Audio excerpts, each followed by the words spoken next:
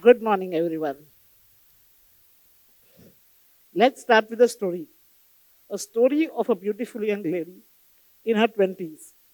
Now, how do you picture a young lady in her 20s in your mind? Carefree, vulnerable, living her dream life? Well, the young lady in my story is not carefree, she is full of responsibilities. She isn't vulnerable and won't show it to anyone. And for sure, she's not living her ideal dream life. She is mother of two severely disabled children. Now, how do you picturize a mother of two severely disabled children in your mind? Frustrated, distraught, hopeless towards life? Well, friends, again we are wrong in our imaginations. She is full of love, full of smile, and all the patience in the world. She used to carry her kid to the school and make him sit at the corner of the wall so that he can get support from the two walls and he can get his education. Everyone around her told there's no use sending these children to school because they are paralyzed neck down. But she never listened to anyone and she made sure that her kids are educated because she knew that only education can make her children fight with this world. And today, 35 years down, this kid is at the podium narrating the story.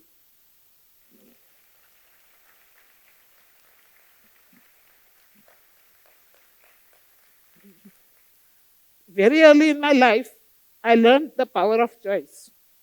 My parents taught me that situations in my life won't be in my control, but my energy, my actions, and my emotions is something that's in the power of choice that I emote. Positivity was instilled in me right from my childhood, and that was instilled from one thing that my parents taught me, that you cannot use your condition as an excuse ever. And this was taught not by giving any motivational talk or gyan. They just presented themselves, and me and my sister just followed their footsteps. So, the positivity which was instilled in us, I started looking at my wheelchair as my throne. I also call it as Rajgaddi.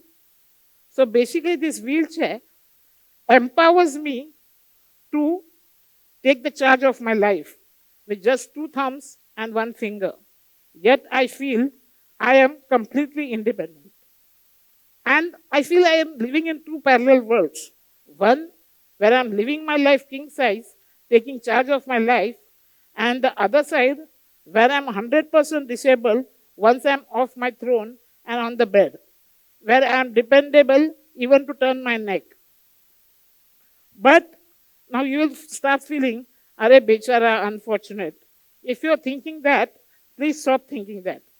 I'm pretty cool and I'm very happy-go-lucky person right from my childhood.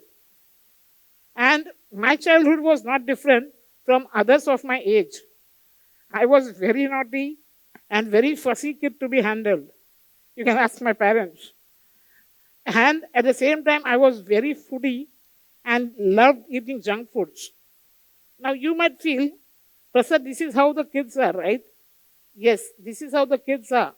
But every kid doesn't have a body like me. That's spinal muscular atrophy. So, what is the spinal cord muscular atrophy? So, often these kids are prone to getting pulmonary infections. So, they are prone to get cough and get hospitalized. I was one of those. I used to get hospitalized like every year, and that used to get triggered by my food choices. And I used to lose 6 to 8 weeks of my life every year. And in this process, I also lost a lung. But giving up was never the choice that I wanted to make. And I hated most was losing the 6 to 8 weeks, which took me off my throne and took me off my productivity. So I started thinking, like, I just reflected upon my life, and I only knew one thing: that situations are not in my control. Though this was not a very gentle way from the universe to remind me, but it reminded me circumstances or situations won't be in my control, but my emotions, my energy, and my actions are. So I just started reflecting, looking back at my life and reflecting upon how could I come back once I'm back on my throne. So I started planning on that and made sure that I have a stronger comeback when I'm back on my throne. But during this phase, my beautiful family and friends were always standing with me. And they never treated me differently. So even I never saw myself any different from them. And as I didn't see myself different from them, my plans weren't any different. Me and all of my college friends decided to do CA together. And that is where we appeared for CPT, the initial exam. And once that was done, the next challenge was to find the classes for the inter. None of the class gave me the admission, saying a wheelchair would occupy the space for 2 to 3 benches.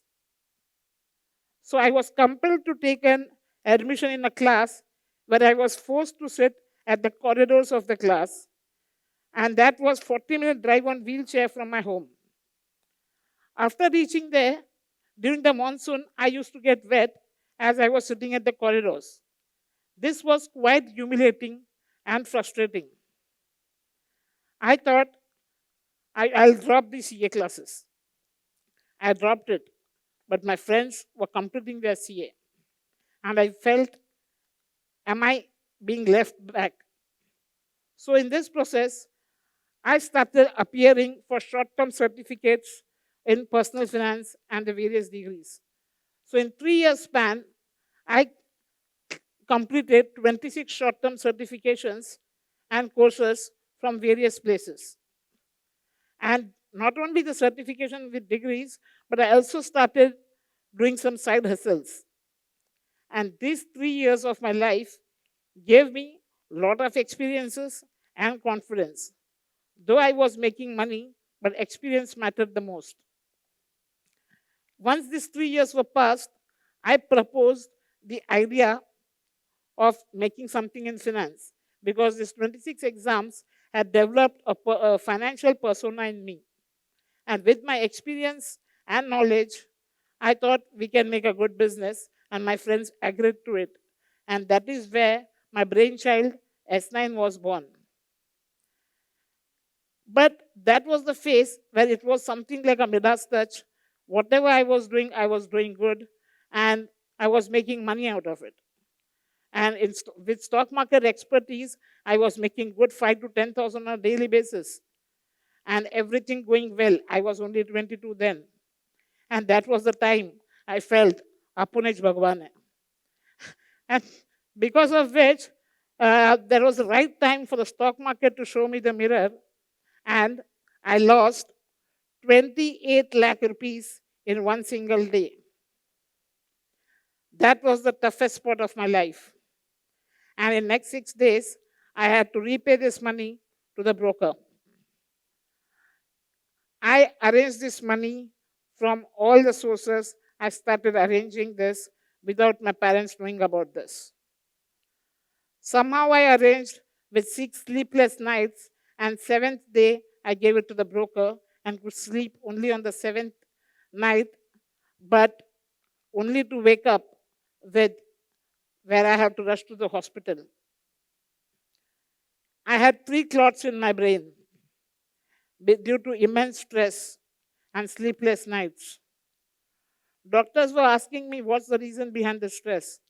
I denied. I said there's no stress because I didn't have the courage to face my parents then.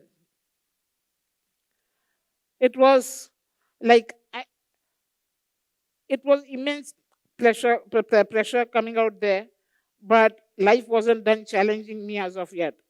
It was barely 10 months down. I had to take another blow of 10 lakh in my business account. But giving up was never the choice that I wanted to make.